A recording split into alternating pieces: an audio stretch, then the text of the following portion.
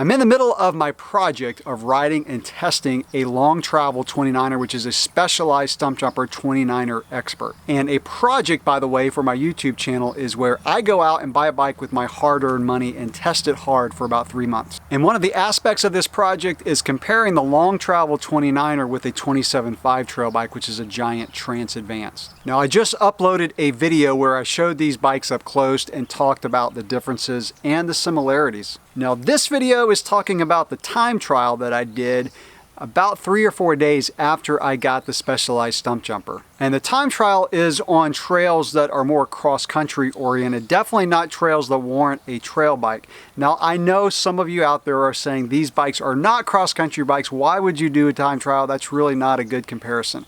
There are a few main reasons why I do time trials. Number one is I'm just curious. I always like comparing things and seeing how they differ. Judging how these bikes ride in terms of speed on a cross-country trail is just something I'm curious about. Another reason why I like doing time trials is it forces me to push the bikes hard, accelerating, decelerating, cornering. I haven't had a chance to get these bikes up to the mountains yet, so pushing hard on a cross-country trail kind of gives me the idea of how they compare. And the final reason why I like doing time trials is I think it helps some of you out there who are only gonna buy one bike and you're trying to decide, is it a cross country, is it a trail, is it a 29er, is it a 27.5? Because a lot of people out there are going to be in the situation where they can only buy one bike, they wanna use it for trail riding, but they may also ride with other people on cross country bikes, and you wanna know, am I gonna be a lot slower on a trail bike? But particularly for this test, is a 29er trail bike going to be faster than a 27.5 or vice versa? A few things that I want to mention. The trails that I ride, like I said, they're cross-country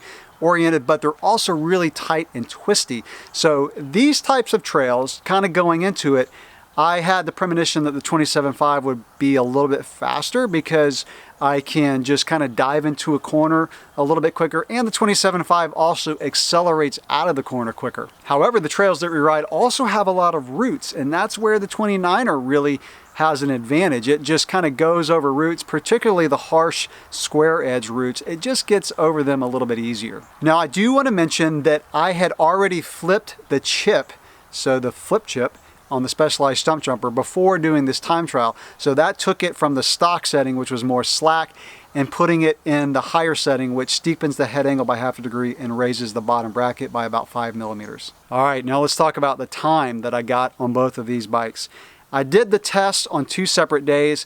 I had a day rest between it. So the first time I did it was on the Specialized Stumpjumper. So the time that I had on the first section, I had a 15:03. I had an average heart rate of 166 and a max heart rate of 176.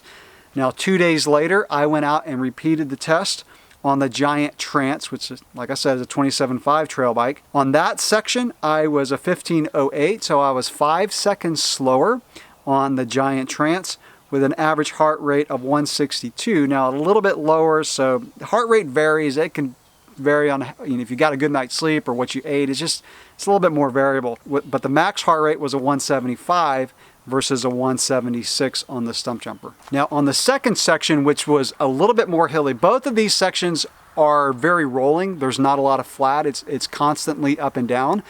Some of the hills, especially on the next section, were a little bit steeper. So on the second section, on the Stumpjumper, I had a 13:37, so 13 minutes, 37 seconds, average heart rate of 169, max heart rate of 181. 2 days later, I went out and did that section again on the Trance. I had a 13:44, so 7 seconds slower. Heart rate was a 161 average and a 178 max. So my heart rate for the second day was a little bit lower on both sections, and like I said, that can vary, so I don't put a lot of stock into that. Now, from this test, the times are very similar, so I didn't come away from this test feeling like one bike was a lot faster than the other one, but one thing that proved to me was that the little bit slacker geometry and the bigger wheels of the Specialized Stumpjumper 29er is not a slower bike. In fact, it was a little bit faster, not a lot faster,